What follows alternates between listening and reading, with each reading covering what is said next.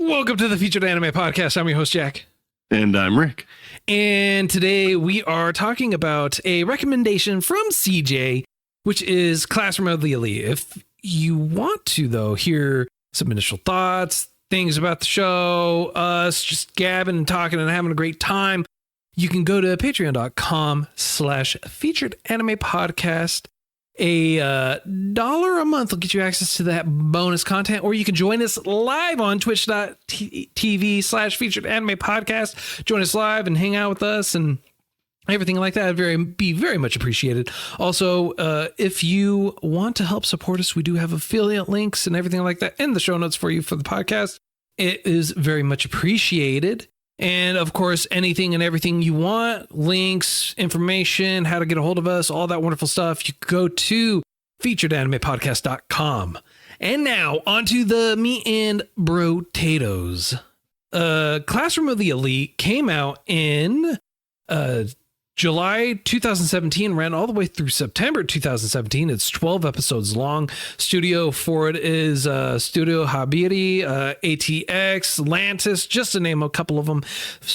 Studio for it is Lerche. The former of what I said are the producers, so I apologize if I misspoke. I think I'm dead. I'm pretty sure I did.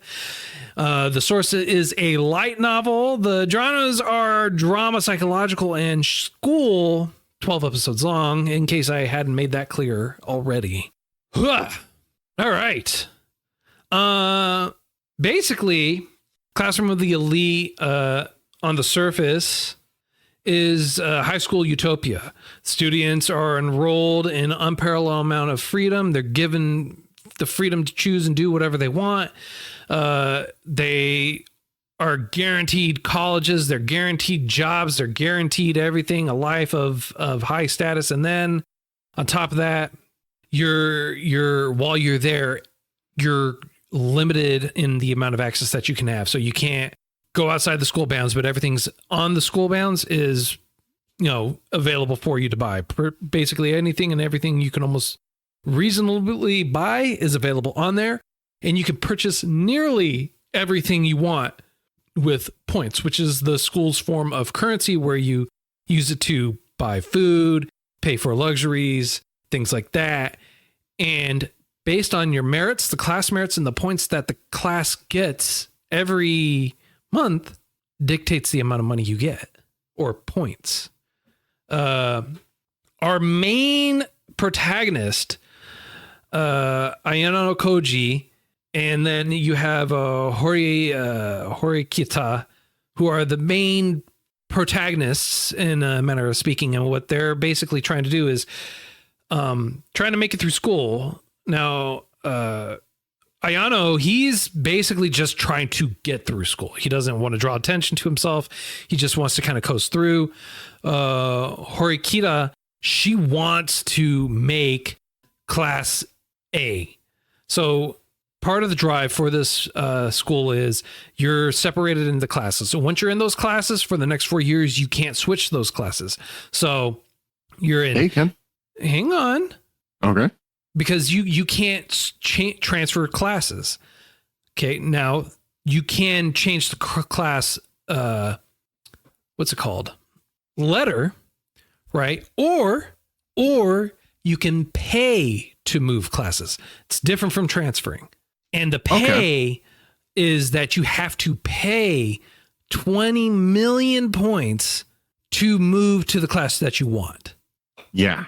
Okay. So now, again, I can't help but reiterate, you cannot transfer class. In other words, you can't have a dispute with someone in your class and then go, I want to transfer to A.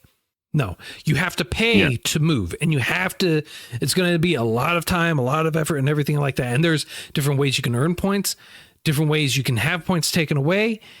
And there are rules in how you gain said points too. Yes. But in my experience, not my experience, in my understanding, you can only, back in the day, I didn't want to say this is my life story. Right. From what I saw, and my understanding might be flawed, you don't get individual points. You get points as a class. And initially you are given 100,000 points, which be used to purchase anything. And I feel like that's the key. So let me clarify, because apparently you didn't understand what I said. How you gain those points can be done through other means. That is not the only way you get points. Case in point, Class B, Homegirl has over 2 million points. Yes. And I'm pretty sure she gets bonus points or gets points for basically being an ARC. See, I thought that other people had to pay you for that. I didn't realize that. No, you could purchase from the teachers. You could sell to the teachers as well. So that makes some sense there. Yes. Okay. I thought that the points you were awarded were specifically like the points you're allotted every month. You're given a certain amount of points every month. You can purchase whatever, and they said that, and they left it purposefully ambiguous. You can purchase or buy everything you want there. It's currency, rank, whatever. CJ says the exact same thing. Points are everything. Their currency, their rank, etc. Everything.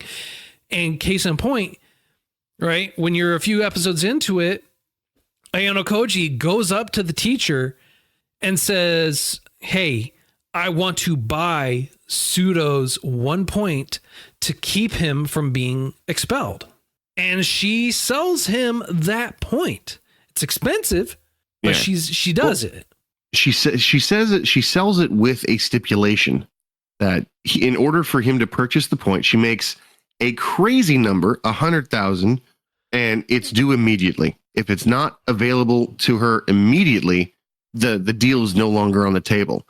So I found it interesting that you could not only make the price whatever you wanted it to be, you can also throw. To be fair, now hang on. You're going with the assumption that she just made it up. We don't know if she just otherwise. Right. Well, okay, so you could say that the rules or that you don't see are given to the teachers so that way they're not making up arbitrary numbers, right? Hence why we saw for one of the transition screens a hard number. It costs 20 million points to move to the class that you want. I'm assuming that the teachers all have a specific set of guidelines. If a student wants to buy a point, he must pay 100,000 points. Wants to buy that extra point in grid. I agree with that. So that's why I'm saying, because I can agree with that to a certain level, but because at that point the teacher could say you have to give me 1 million points or whatever. The teacher also could just expel someone just because they feel like it, so they don't have to do that. The stipulation of it having to be done right then, I could see like, no, you have to, if you want this, you have to do it right now. I feel like you have a minimum and a maximum range in which you can that the teacher would be able to set the price. You minimum, maximum, anywhere in between is within your jurisdiction. That's kind of my thought process. And the reason why 100,000 was so insane to me is because that's their first month's allowance. And then after that, they get a big old goose egg because they didn't earn anything. They were not worth anything. Right. But it's because of how they were acting and how they were being in general. They weren't given any points, and so it just goes to show how they are ranked and how they are scored, not only as an individual but overall for the class. So what one does affects everyone. Now, and that's why I thought, good. Now, to be fair, like 100,000 seems like a lot, but it's honestly it's really not. It's easily achievable and easy to be reached. Going forward too, especially for how the point systems are set up, including for a rank A. Rank A is now getting more than 100,000. Oh, easily, yeah. It's because they're rated as much better and more valuable. It's basically a system currency that allows for your social status to be affected. For instance, let's say you did a good deed, you might get a bonus, but this is why I said I don't think it's individual, because in Class D, there was at least 2 other students that performed well, that performed appropriately, that were diligent and all that stuff, and they were not given any points because as the class, they weren't worth it. Again, going back to what I said that what you do as an individual affects the class as a whole. So everyone gets graded individually, but you can affect the class as a whole. That's why you gotta listen, man. Gotta listen, Rick. I'm trying. No, you're not. You lie. There goes your camera. But it's, I don't know. I felt like if it was more individual, like you were saying, that they would be given individual points as well. Like, I understand. I think that the reason that that one chick had 2 million is, you're right, she was given an extracurricular job. So it wasn't affected by her class's performance. Not even that she was given an extracurricular job. She came up to the teacher and said, I will sell you information about so-and-so. And then this is even further expanded upon or helped insinuated on towards the end of the, like 3/4 through the series. Yeah. So it's not that she's given an extracurricular job. She went to the teacher with a proposition. And the other thing that I said is that how the students individually get the points is it's not just the teachers or their monthly allowance that they can get the points from. They can get the points from other students within reason. So you can't beat a student half to death to force them to give you the points. If they are found out that, then the student is expelled. You can also loan. From what I saw, you can loan points out at an interest rate as well. That was kind of cool. Yes. So there are other ways for you to be able to earn points. And they do equate the points to a money system. Yes. But for some reason, 80,000 points bought a game system. Like that seems odd. And then, so 80,000 would buy like a Game Boy, right? And then, what'd they say? 50 would buy food for the day? The numbers don't mesh well in my head on how that worked. So you're trying to do a currency exchange to base on their economics on what you feel 80,000 points and what 50 points should equate to? Kind of, because everything else here. You need to understand that is completely different for them versus for how it is for us. So trying to make logical sense of it is going to be different. Unless you live there, it's going to be different. Okay? No, I get that. Don't get lost in the weeds, Rick. Don't get lost in the weeds. Don't try to sit there and justify why something costs X amount when something else costs X amount. Don't worry about it. Just accept that is the reality of a fictitious world and move on. I mean, it is fictitious. It is supply and demand. Obviously. So don't worry about it and accept it and move on. Now, my question also is, if you were observant, you saw all the free stuff. Yes. Meaning, like, if you didn't have any, do you think that was given by the city or not the city? But do you think that was given by the school or that was donated by other students who felt bad? No, it's by the school because you can even go to the cafeteria and get your free food. And the reason why the school does that is because if you don't have any points, you still have to eat. And if you're restricting them to only stay on the campus, you can't have them dying. Gotcha. That makes sense. That makes a lot of sense. And one of the things that I thought was quite interesting here is you have a very lofty goal of going from Class D to Class A by bumping classes. And the way you can do that is by the point system, which was quite complex as we've come to find. But it was also remarked that it's never happened. Class D, or delinquent, has never gone up a grade, never gone up a class, let alone Class A. Yeah. I don't think any class has actually done that per se. I don't remember them saying that if they have or not. I only know about Class D. I thought maybe the other ones, because they weren't specifying, I thought maybe the other ones were a little bit better. You know what I mean? Maybe. The possibility is there. The possibility is there. Yeah, no, it was fascinating the way that they're like, any kind of luxury you could ever hope for is here. This is a isolated, secluded school. We guarantee results. And what was weird to me is they guaranteed results, and then they're like, "We're going to expel you." Like I don't understand the logic behind that. If you go what do there, you mean? No, guaranteed results for those who graduate. Oh, my understanding of it was if you attend, they have a okay. If you attend and graduate, that makes sense. If you attend and graduate, you are guaranteed college admission. You are guaranteed a high-paying job. You are guaranteed all this stuff. but you have to graduate. You have to make it to graduation. Okay. Yes. If you don't, well, then obviously you're not there and you're not going to get the benefits of it. So that allows them to maintain that track record.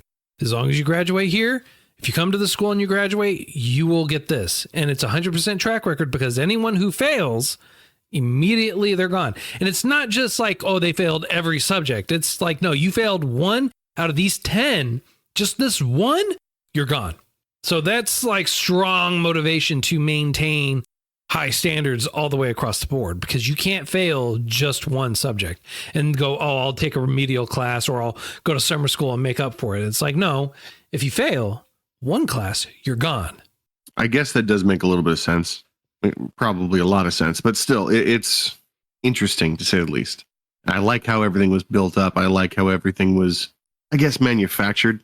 And I like how there's stress, but there's not really stress. Meaning, like, our main character doesn't have really any kind of stake in the game other than trying to fly under the radar and having a decent life. And that we know of. Well, that we know of, yes. And then in order to keep his life, like his livelihood, his status quo, he goes out of his way to save somebody, not because it's the right thing to do, not because he's like, oh, camaraderie. No, he does it because, oh, we don't know what the repercussions of this happening would be.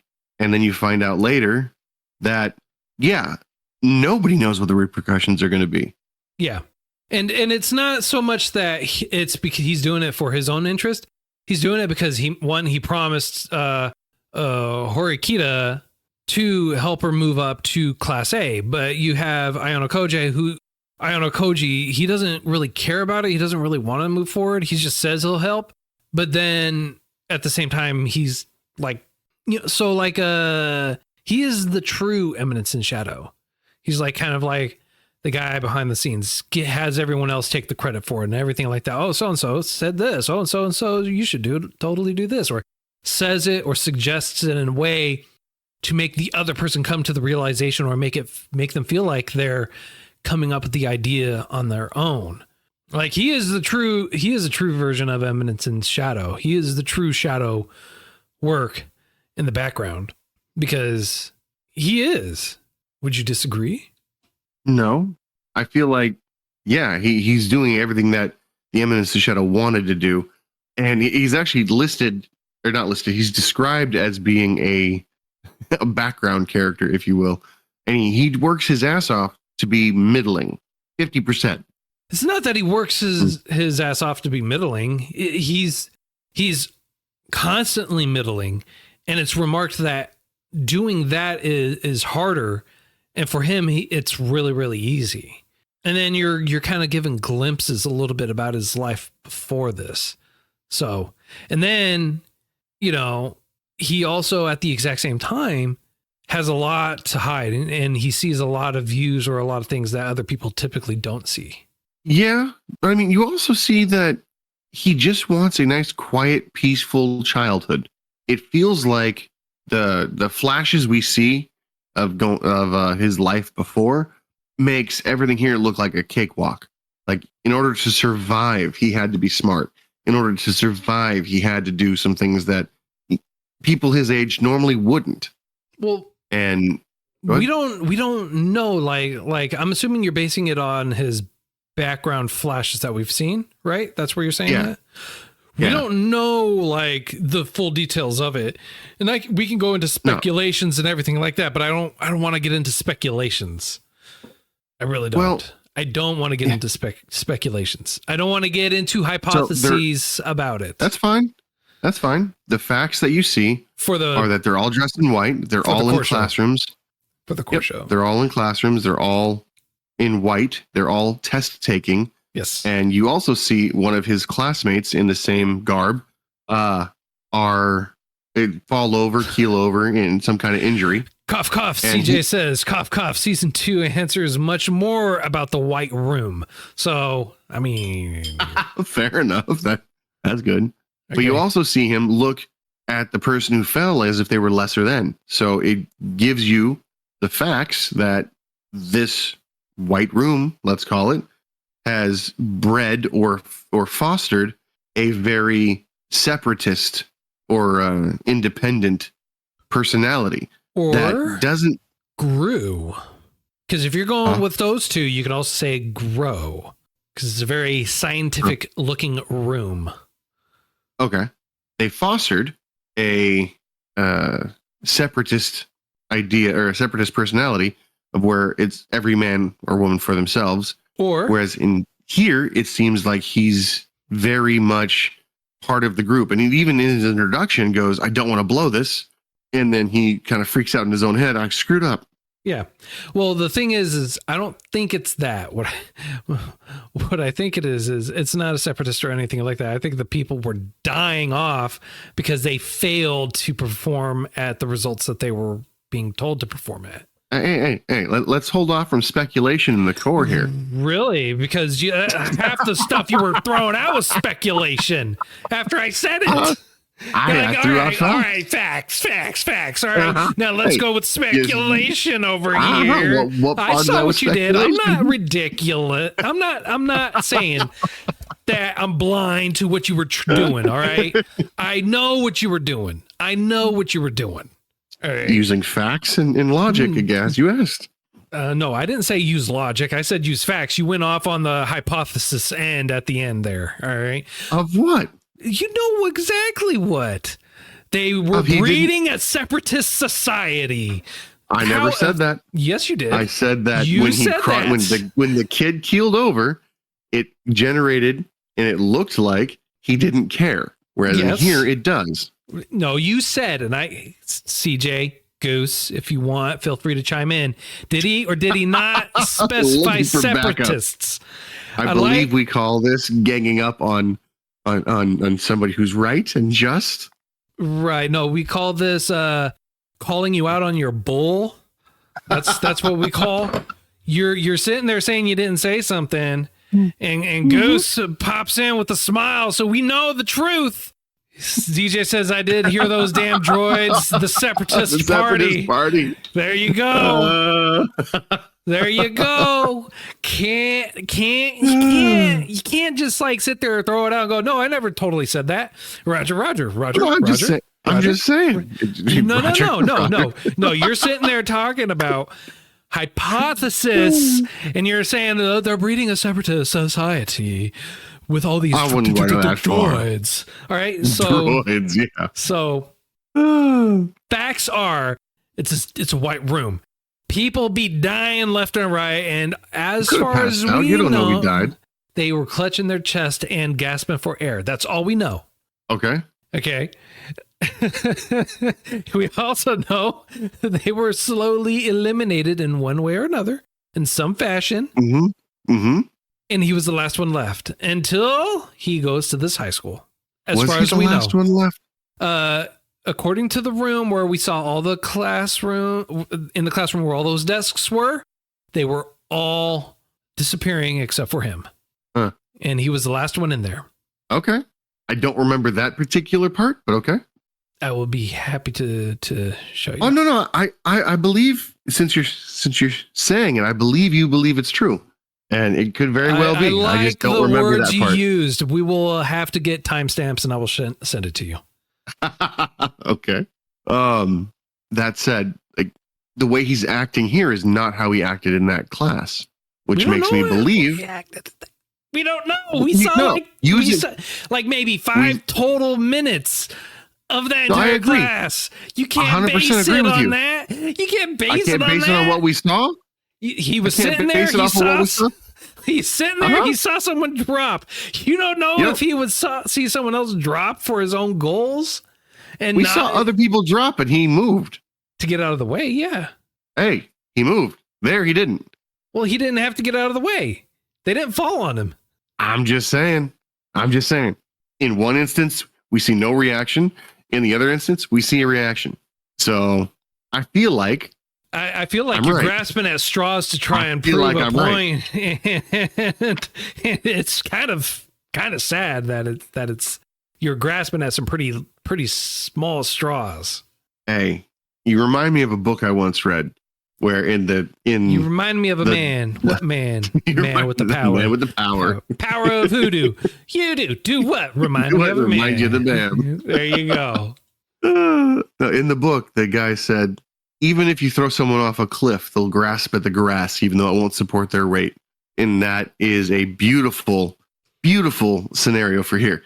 Even though I'm grasping at straws that won't support the weight of my argument, I'm still clutching it like my life depends on it. There you go. Hey, at least you admit it. At least you're admitting you're reaching for something that has no grounds. So there you go. At least you admit it. I'm not saying it doesn't have grounds. I say that I am openly accepting your response to saying that one you are straw wrong. That's attached to an anchor and holding everything up. Holding you down, keeping you from reaching the truth. Yes, I agree with that. Keeping me from falling off into the abyss of nothingness. Into the abyss of truth. Yes, I agree that it's keeping you from the truth. It's keeping me from the abyss currently. But you don't know and I don't know. Of truth. You don't know and I don't know. So I mean, like, apparently I'm going to laugh my butt off if I'm right on this one. Right about what? Him like not moving out of the way? Or him just not caring because he doesn't? The only reason why he cares, and this, I'll tell you the reason why he cares in this one, is because he wants to stay in the school and not go back. That's the only reason why. He's blackmailed into staying. That's why. It's like, hey, guess what? Do what I say or you're gone. He's like, well, shit. Well, there goes my freedom. Yeah. Specifically says that. He's like, I got to lose my freedom to keep my freedom. Oh, this is kind of a raw deal. Oh, man. I could have sworn he made all of those moves. Oh, I believe the facts, but I also believe that he made those moves prior to that blackmail. I believe he spent the 100,000 points to save the basketball aggressive kid. Oh, yeah, but he had no interest in moving to Class A. Oh yeah, no, he had no interest in moving to Class A. Now he's having to make moves. Now he's making moves to get them into Class A. CJ says, false. You're giving him too much emotion, Rick. See, I read false, and I read that in Dwight's voice. False. False. But no, that proves my point. He made moves to save someone else in this. Yeah, but the moves he was making wasn't in an effort to move them to Class A. It was just made for his, and CJ even says this, for his own benefit, but it's only to maintain the status quo, not necessarily for him to move to Class A. And he was even asked, like, do you have any interest in moving to Class A? He's like, no, I don't. I have no interest in moving to Class A. And the teacher's like, well, now you have to move to Class A. And it spurs him into more action, so to speak, to take greater risks and to do more than what he would have done otherwise to make sure that 100%. They can do it. I agree with that. Wholeheartedly, I agree with that. CJ says, did you not watch or listen to his monologue in the end episode, Rick? Oh, no, I did, but we're not there yet, so I can't really... You sure you can't? We've been talking about the end for like... Well, usually you're like, bro, hold off. So I've been trying. No, I usually tell you that because you're like first 5 minutes of the podcast, you're like, so at the end, this was really surprising. It's like, what? Give us some time, man. Give us some time. Let's talk about it first. Right? The one time I try is the one time we don't do it. Right? Well, no, I mean, like, we've been talking about the normal show for quite a while now. Yeah, but not in the core. No, I'm saying in the core, we've been talking about it for quite a while now. It's been about 30 minutes. We've been talking about the show for about 30, 40 minutes now. So, oh, geez. Yeah. Time flies when you're having fun. I didn't realize it was that long. Yeah. That's why I'm like, I'm fine with us doing it now, man. Come on, let's go. What you got? What you got for me? What you got for me? Well, so in the end, we find out that the person who's like, you need to expel this kid is potentially, we assume, we don't know for sure, we assume it's his father. Or at least a father figure, a guardian, if you will. And it made me feel like the White Room was a scientific experiment that he either succeeded in or failed in, because in this show he is shown to be physically impressive. It was even talked about that he was able to, like, his muscles are defined. His forearms specifically are incredibly defined. And he's like, oh yeah, that's from tea ceremony. That's from piano class. That's from calligraphy. Well, the form and everything like that wasn't commented until they were at the pool. His moves and everything like that were as a result of him saying, oh, it's from piano and tea time, because they commented on him being able to dodge dodge the kick from her brother, Horikita. You know, she was talking to her older brother, who's the president, class president or school president or whatever at the school, blocked it, dodged it, everything like that. He says, oh, I do piano and calligraphy. And then he turns around and says it's because of piano and tea ceremony. And Horikita calls him out on it. It's like, I thought you said this. He's like, I did both. I did all three. He's like, I did it all. I did it all. So it makes me think he's a jack of all trades, possibly a master of most of the stuff that he's made the attempt for. And the fact that he's able to basically get 50% all the time is indicative of a superior intellect. And it makes me very suspicious on why he wanted Class D. Why would you want the problem? He didn't put himself in Class D. That's where they put him. So Class D isn't necessarily people put in Class D aren't necessarily dumb. It's because they have a major flaw. And this is commented several times. People who are put in D typically have a flaw. Did you? And CJ says he's trying to fly under the radar. Why would he want to stand out? Why would you score 50% on everything to fly under the radar? It was actually commented that it was far more difficult to do that. But because the only person that would even think to put 2 and 2 together like that, it puts him in the weird. CJ says scoring 50 puts him in the weird section, the lowest class. But also the only person that's going to have that flag raised for would be the school president. So my question, and the thing that makes me think that something is amiss, if he's as smart as we think he is, and to get 50s is a difficult thing, he has the deductive reasoning that we've seen to think steps ahead, like many chess steps ahead, right? Yeah. So think on this. If he was to go that route, why wouldn't he see that scoring that would make him stand out even more? And then on top of it, now, did you watch the dub or the sub? I watched the subbed, but it's not making him stand out even more. Like everyone, it's even commented is like, oh yeah, no, he's not totally invisible. So here's my thing. In the dub, I don't remember what the sub had said specifically, but in the dub, it said that everyone in the school is smart enough to make it there. However, Class D, yes, is the rejects, is the weird ones, is the ones they don't expect much from, but it also is the lowest scoring. That you're good enough to get there, but you're not good enough to get in any better classes. So that's where I made my assumption that they were low and weird rather than just low. Yeah, they're just weird, not just low. Because if you there's a couple of guys that are in that class as well who score insanely high, and not even necessarily because they cheated or anything like that. It's just they have quirks that are not really indicative of reaching them, is how I understood it. Okay, I also like to point out that cheating is 100% allowed and okay and expected. No, they didn't say anything about cheating. But they didn't specifically say it was against the rules. There's a few things that they said were specifically against the rules. There's a lot of things that are against the rules. They didn't cheat, though. You can cheat. That is true. That is true. You're right. You can cheat. However, it goes against it, and you can get penalized for it. So do you think they were penalized?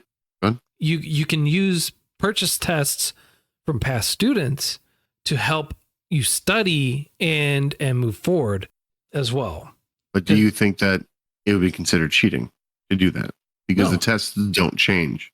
No, it just goes to show your resourcefulness, because it may not be mirrored, but it probably is close, and they probably circulate the test or move it around. Again, everyone's given the freedom and everything like that to be able to do what they can to help move forward, and I feel like that's part of the test too. How they can move forward and elevate themselves, elevate their status, as well as solve the problems that are laid out before them. And that's part of the tests too. At the very end, you're given a week. Here's your points for this, and how you choose to go about this, you can. That makes perfect sense. And I could have sworn that it was mentioned that it was common for other people to purchase tests, which is why the price went from, was it 50,000 points to down to 10,000 points or 12,000 points or something like that. No, the reason why it's not that it's common, it's not commonly done, but the student that they went after had no points. That's why he was getting free meals, and he wanted the money, and he was trying to sell it for as much as he could. True. It was 100% bargaining. He's like, I'll give you 10,000. She's like, no, totally. I want 30. Give it to me for 30. It's like, no. So that shit's funny. I loved every second of it. That taught me that it reinforced anything's purchasable. Nothing's wrong if you can afford it, if that makes sense. Within reason. Yeah, within reason. Yeah, no, it just goes to show, honestly, it is purchasable within reason. And they even commented on this several times throughout, including having it on the text at the in-between screens for it, for those transition screens. They throw the text on there, which I felt was really nice, being able to have that information kind of reconfirmed or reaffirmed for it. CJ says, the reason I asked about the monologue is because he goes on about how everyone are tools and he will use them for all his gain. Yeah, exactly. He does specifically comment on everyone being tools and using them for his gain. 100%. Yes. It goes back to him not really seeing his classmates as people. But it's always been the case, though. That's always been the case, though. Yeah. Well, I was going to say, thinking along the lines of like that, would you really want to throw away a tool you could potentially use? And now it makes a little bit more sense why he tried to save his friend, not his friend, but his classmate. Right. Kind of frustrated me, though, how everyone had his key for some reason. Yeah, it annoyed him, too. He didn't do anything about it. Yeah.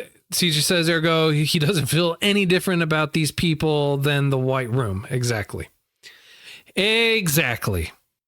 He even comments and states to Horikita, says, do not, and he says it kind of coldly with sharp eyes too, do not pry into my personal life.